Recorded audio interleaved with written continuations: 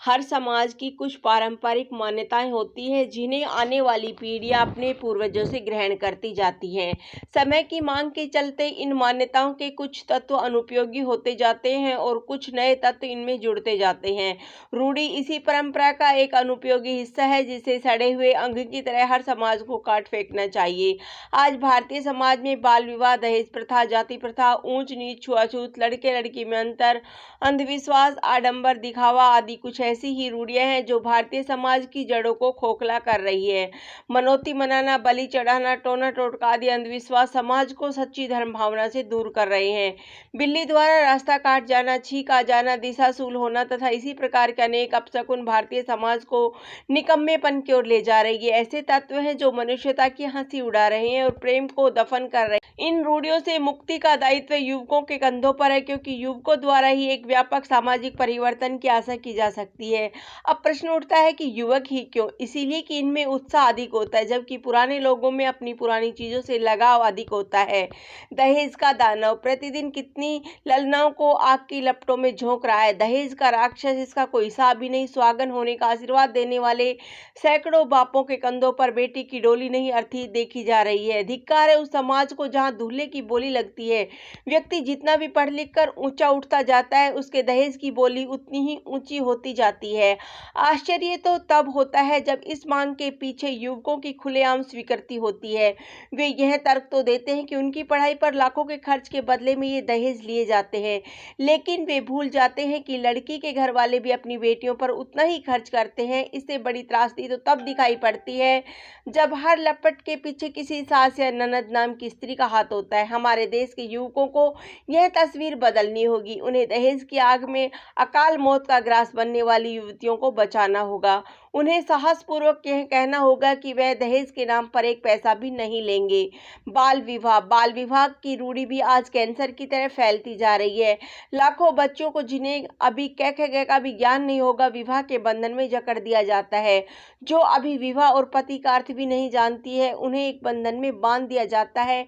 इसका सबसे भयावह परिणाम तब होता है जब वो असमय गर्भधारण और परिणाम स्वरूप असमय जच्चा बच्चा की मृत्यु इसकी दूसरी समस्या जनसंख्या वृद्धि के रूप में होती है, और तीसरी अस्वस्थ बालकों के जन्म के रूप में। फिलहाल यह समस्या कुछ हद तक दहेज से भी जुड़ी हुई है, क्योंकि छोटी उम्र में शादी कर देने पर दहेज की मांग कम हो जाती है। इसे बाल विवाह की प्रथा को समूल उखाड़ फेंकने में हर नौजवान को आगे आना चाहिए और अपने घर, समाज या देश में हो रहे बाल विवाह को समाज और कानून के स्तर पर रोकना चाहिए। जाति प्रथा हमारे समाज की एक अन्य रूढ़ी है जिसको हमारे राजनेताओं ने आरक्षण की पद्धति द्वारा जातिवाद का रूप दे दिया है। जातिवाद हिंदू समाज के वैमनस्य के बीज बो रहा है। अब तो उपजातियां भी कुकुरमुत्ते की तरह फैलती जा रही है। आज हमारे राजनेता धोबी सम्मेलन, यादव सम्मेलन, जाट सम्मेलन, केवट सभा, कुर्मी सभा आदि करके इस कुप्रथा को और भी बढ़ावा दे रहे हैं। उनके अनुसार यह चेतना फैलाने के लिए हो रहा है, लेकिन वे भूल जाते हैं कि यह चेतना चाहे जितनी फैलाए, लेकिन वे मनुष्यता को जरूर बांट रहे हैं। आज हमें एक ऐसे समाज की जरूरत है जहां न ब्राह्मण हो, न क्षत्रिय हो, न शूद्र हो, न कुर्मी हो। वहां सिर्फ मनुष्य हो जो मनुष्यता के लिए जिए और मनुष्य के लिए मरे।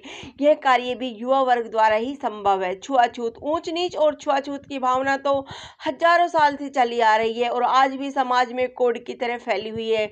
जहां सारे धर्म और महापुरुष कह गए हैं कि सभी एक ईश्वर की संतान है, सभी में एक ही आत्मा का वास है, सभी की रगों में एक ही रक्त प्रवाहित हो रहा है, तो वहीं आज के समाज में न जाने कितने अज्ञानी लोग ऊंच नीच की भावना द्वारा समाज में विष घोल। यदि समाज को आगे बढ़ना है, मनुष्यता की लाज रखनी है, तो इन कुत्सित विचारों को कैंचुल की तरह उतार फेंकना होगा।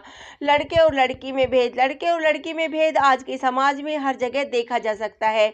न जाने कितने परिवारों में दूध और पौष्टिक चीजें सिर्फ लड़कों के लिए होती है। बचपन से ही लड़कियों को पराई मानकर पाला जाता है। कदम कदम पर उन्हें लड़की होने का एहसास कराया जाता है। घर का झाड़ू पोछा और चौका बर्तन सिर्फ लड़कियों के मत्थे होता है।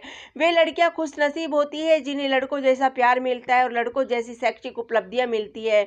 दुख तो तब होता है जब एक माँ जैसी स्त्री भी इस भेदभाव को बढ़ावा देती है। इधर कुछ वर्षों से एक विकराल समस्या ने और भी आ घेरा है, जिसमें पेट में लड़के या लड़की के भ्रूण की पहचान हो जाती है। इससे हर रोज न जाने कितने लड़कियों वाले भ्रूण पेट में ही नष्ट कर दिए जाते हैं। यह एक ऐसी समस्या है जिससे आज स्त्री पुरुष अनुपात और सामाजिक संतुलन को भयंकर खतरा उत्पन्न हो चुका है। क्योंकि इस भेदभाव के एक युवक भाई के स्तर पर, बाप के स्तर पर और पति के स्तर पर तीनों ही तरीके से समाप्त करने का बीड़ा उठा सकता है। अतः समाज इस अभिशाप से पीछा छुड़ाने के लिए युवा वर्ग की ओर देख रहा है। अंधविश्वास की घुन की तरह समाज को चबा रहे हैं। अखबार में प्राय ऐसी खबरें पढ़ने में आती है कि किसी व्यक्ति ने पुत्र प्राप्ति या देवी की खुशी के लिए बालक की बलि चढ़ा दी। विभिन्न धार्मिक उत्सवों में लाखों की संख्या में जानवर बलि वेदी पर मौत की नींद सुला दिए जाते हैं। बहुत बार किसी जिन या प्रेत आत्मा को खुश करने के चक्कर में लोग अपना घर बार तक गिरवी रखकर कर्म कांडों का आयोजन करते हैं। समाज को साफ सुथरा रखने के लिए आज इनके खिलाफ भी युवा वर्ग की आवाज बुलंद होनी चाहिए।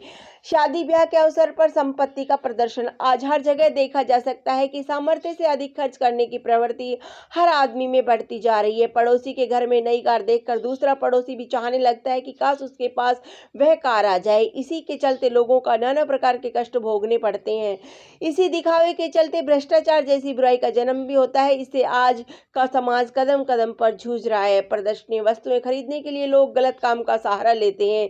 यदि नंबर 1 के आय द्वारा ये चीजें हासिल की जाए तो कोई बात नहीं, लेकिन समस्या तो तब होती है जब इसके लिए लोग भ्रष्टाचारी, चोरी, डकैती आदि का सहारा लेते हैं। इन्हें दूर करने के लिए आज बहुत बड़े नैतिक साहस की जरूरत है, बहुत बड़े संतोष की जरूरत है, जिससे उतना ही खाया जाए जितना कमाया जाए। उपसंहार, आज के समाज को ऐसे युवा युवतियों की जरूरत है जो अपने पैरों पर खड़े होकर अपने पसीने की कमाई से कुछ कर गुजरने का साहस रखते हो, जिन्हें किसी दहेज की, किसी घूस की, किसी लालच की जरूरत नहीं हो, जिनमें नैतिकता, ईमानदारी, सच्चाई और देश में मानवता के प्रचार की ऊर्जा हो, जिनके कंधे इतने मजबूत हो कि पूरा समाज उनके सहारे एक नई दिशा की ओर चल पड़े। धन्यवाद। जय